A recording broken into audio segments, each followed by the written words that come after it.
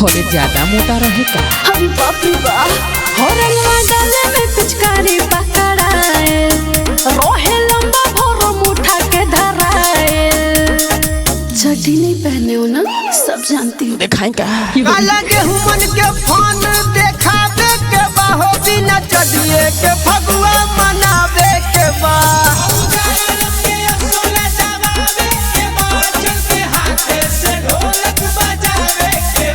अरे भगवा अरे आवा आवा देख लो।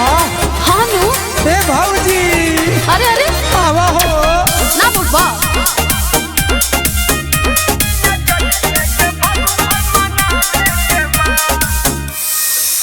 खड़े खड़े डाला हो बोड़े बोड़े डाला हो अपन लाम पिचकारी अपन मोट पिचकारी लम्बो हरे डाला हो लम्बो हरे डाला हो लम्बो हरे डाला हो।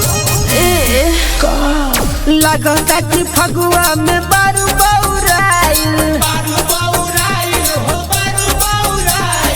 अभी ले का पुआ हो नइखे फोराइल।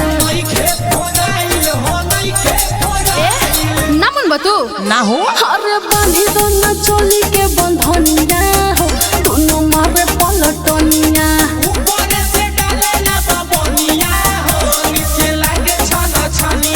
किस कलर की चड्डी पहने हो? हम चढ़िए नहीं पहने। काला गेहूं मन के फोन देखावे के बा हो बिना चढ़िए के फगुआ मनावे के बा।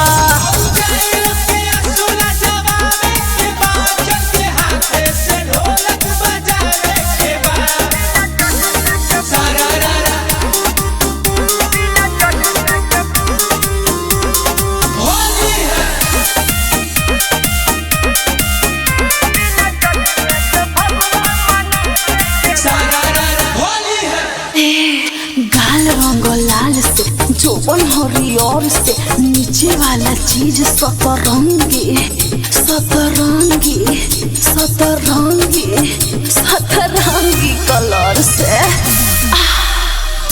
अजीत जोगारी से जोगार रंगवाला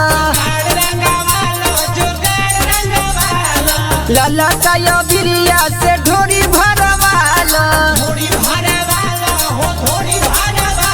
हरी जान ले बका हरे खोदे खोदे ढोरी कोई लकुआ हो खून ठोपे ठोपे चुआ।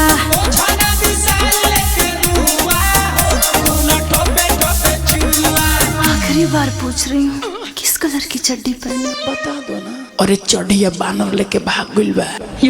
काला गेहूं मन के फोन देखावे के बा हो बिना चढ़िए के फगुआ